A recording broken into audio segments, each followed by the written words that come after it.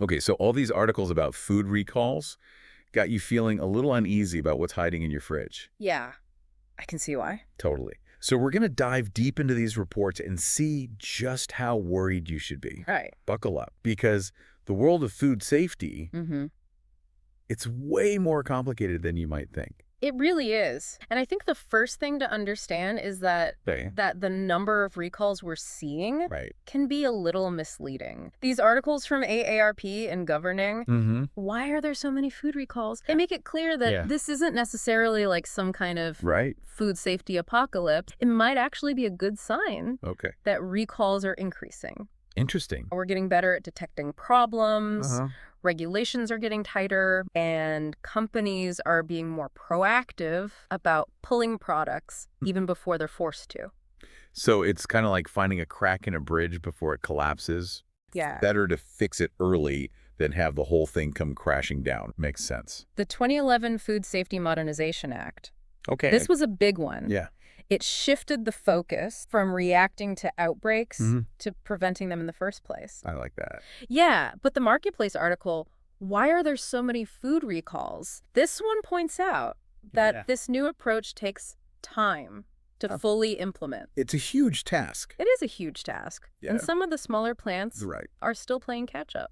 Okay, so more recalls could actually be a sign that things are getting safer overall. Right. But what about the causes? Yeah. Like, what kind of things are we talking about here? Well, some of them are the usual suspects. Mhm. You know, the Statista data on food recalls, statistics, and facts. Mm-hmm. It says that microbiological contamination Right. is the biggest culprit. Yeah. Salmonella, E. coli, Listeria. Yeah. These are the bad guys that cause most foodborne illnesses. The usual suspects. But it's not just about those little critters, is it? No, it's not.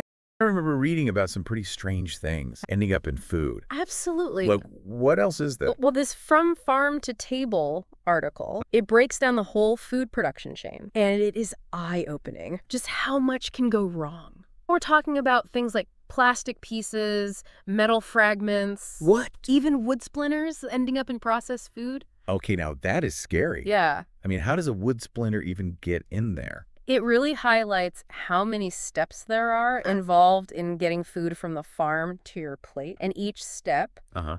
is a potential point of contamination. Wow. And the more complex the process, Right. the more opportunities there are for Yeah. something to slip through the cracks. Speaking of ready-to-eat foods, Yeah. wasn't there a recall recently involving listeria in deli meats? One really caught my attention. Yeah, Listeria is a particularly nasty bacteria. Really? Yeah, it can survive in processing plants. Oh, wow. And even in your own fridge. No. Unlike some bacteria that are easily killed by heat. Interesting. This article, How Does Bacteria Contaminate the Food We Eat from Stop Foodborne Illness, explains it really well. So even if I'm super careful at home, Mm-hmm. there's still a chance that contamination could have happened earlier in the process. Right. It's unsettling. This article by Bob Manning, Rising Recall Rates, Okay. makes a really important point. All right. A company's culture Uh-huh. is absolutely critical Okay. for preventing this kind of contamination. So it's not just about having regulations. Right? It's about the people in charge Yes, caring about safety. exactly. So if the people in charge don't care, Mm-hmm.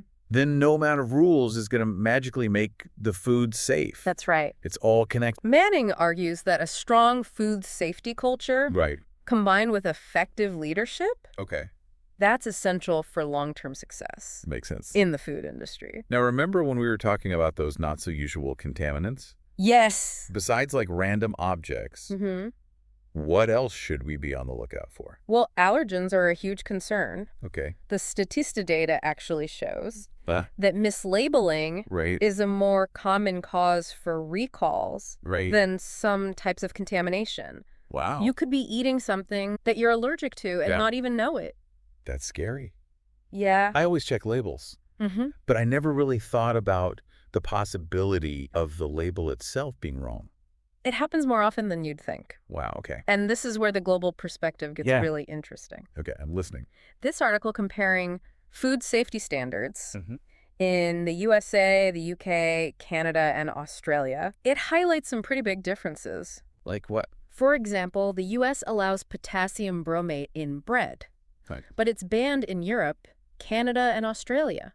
Interesting. because of potential health risks. So even if something is considered safe in one country, Yeah. it might not be in another. Exactly. It's complicated. It Yeah, is. please. And the labeling requirements for genetically modified foods, GMOs. yeah, they also vary widely.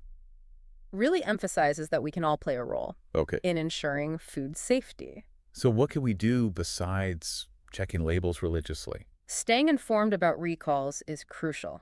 Okay, how do we do that? The FDA and USDA, Mm-hmm. they have websites and apps where you can sign up for alerts. Good to know.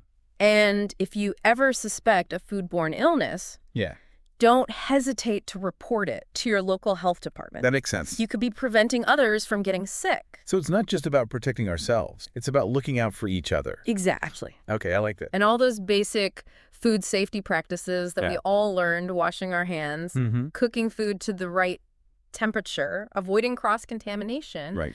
those are still your best defense. So those posters in the school cafeteria actually had a point. They did. Okay, go. But here's this best practices for food safety and hygiene in the kitchen guide. It gets really interesting. Is there anything we can do about that?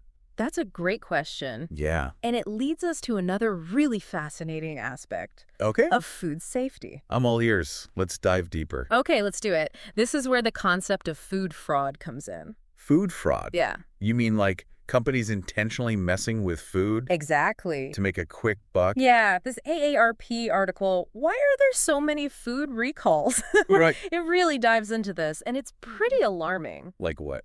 It's not just about like diluting honey with corn syrup, Right. although that's Yeah. bad enough, but we're talking about things like selling cheaper fish Okay. as more expensive kinds. Wow. Even misting old juice with fresh juice. Whoa, that's messed Yeah. up. But isn't that more of an economic issue than a safety issue? Well, I mean, sure, it's deceptive, right. but is it actually dangerous? It can be Okay. very dangerous. How so? Think about undeclared allergens. Okay. A company might substitute a cheaper ingredient. Consumers have a right to know what's in their food Absolutely. and how it's being produced. And speaking of transparency, Yeah, I remember reading something about different countries having different standards right. for food safety. Yes, That seems pretty relevant here. absolutely. This article comparing food safety standards in the US, the UK, Canada, and Australia Mm-hmm. reveals some really stark contrasts. Like what? For example, the US still allows the use of chlorine-washed chicken. Chlorine washed chicken. Yeah. That sounds kind of unappetizing. It's a controversial practice. There are definitely arguments on both sides. Like what? Well, the U.S. maintains that it's safe Okay. and effective for reducing bacterial contamination. Right. But Europe has concerns about potential health risks, Okay. and they prefer alternative methods. So it's not always a clear-cut case of right and wrong. Right. It's often about different approaches, Okay. different risk assessments, Mm-hmm. and cultural factors can also play a role. Interesting. For example, Europe generally has stricter regulations Okay. regarding the use of certain food additives that are allowed in the U.S. So even if something is considered safe in one country, it might not be in another. Exactly. A lot to keep track of. It is, and it highlights the importance of staying informed, Mhm. being aware of these global differences. So if we're trying to be proactive about food safety, Mhm. how can we stay ahead of the game? I mean, it's not like we can test every piece of food ourselves. Right, that's where technology comes in. Okay. That Marketplace article Mm. mentions this new FDA traceability rule Okay. that's set to be implemented in 2026. It'll require companies to keep detailed records Mm. about certain high-risk foods Mm-hmm. as they move through the supply chain. So if there's an outbreak, they can trace it back to the source more quickly. Exactly. Right. This could be a game changer for containing outbreaks and preventing wider contamination.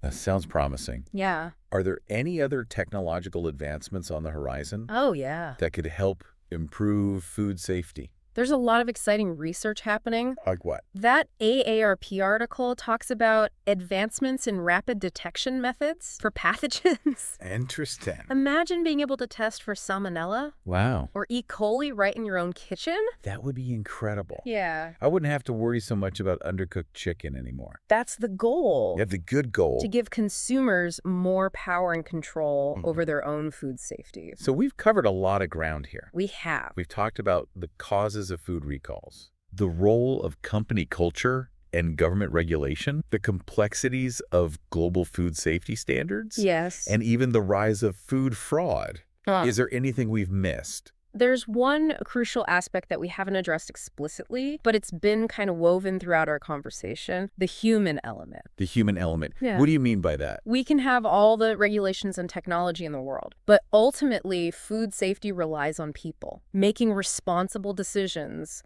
at every stage of the process. So it's about more than just following rules. Right. It's about a mindset. Exactly. Farmers need to prioritize safe growing practices. Okay. Processing plant workers need to be vigilant about hygiene and sanitation. Restaurant cooks need to handle food properly. Right. And consumers need to be informed. Yeah. And take those basic food safety precautions at home. It's like a chain. Yes. Every link needs to be strong. Precisely. And the weakest link can break the whole chain. That's a good point. That's why education and awareness are so vital. Speaking of education, that best practices guide from Stop Foodborne Illness really opened my eyes to some of the things I've been doing wrong in the kitchen. Oh, yeah. I never realized how easy it is to cross-contaminate food. It happens to the best of us. Yeah. But the key is to learn from our mistakes and be open to improving our habits. So what's the bottom line here? Yeah. What can our listeners take away from this deep dive into the world of food safety? It's not about living in fear or becoming paranoid about every bite we take. Right. It's about being informed, empowered, and proactive. I like that. So stay informed, Yes. stay vigilant, and don't be afraid to ask questions. It's an ongoing process of learning, adapting, and working together to create a safer food system. I like that. Well said. Thanks. Now, before we sign off, I want to circle back to something you said earlier about personal responsibility. You know, it's easy to feel overwhelmed by all this information and think, well, what difference can I really make? I get that, but here's the thing. Okay. Even small actions can have a ripple effect. Okay. Just by being informed and making conscious choices. Right. We're sending a message to the food industry that we care about safety. And that collective pressure can drive real change. So it's like voting with our dollars. Exactly. Choosing companies that prioritize safety, maybe being willing to pay a bit more for quality ingredients, speaking up when we see something that seems off. Yeah. And remember that story from the AARP article? Oh, yeah. About Susie Brayman and her daughters? Her advocacy work after that E. coli outbreak led to real changes in food safety regulations. Wow. It shows that one person's voice can make a difference. That's inspiring. Yeah. It reminds me that we're not just passive consumers. Right. We have the power to demand better from the food industry. We absolutely do, and that power comes from being informed and engaged. So keep asking questions, keep learning, and keep those food safety practices top of mind. This deep dive has been a real eye-opener for me. Good. I feel like I've gained a whole new understanding of the complexities of food safety and the role we all play in making our food system safer. It's been my pleasure to guide you through this fascinating and at times unsettling world. To our listeners, Yeah. we hope you found this deep dive informative and empowering. I hope so. Remember, knowledge is power. It is. Stay vigilant, stay curious, and stay safe. Absolutely.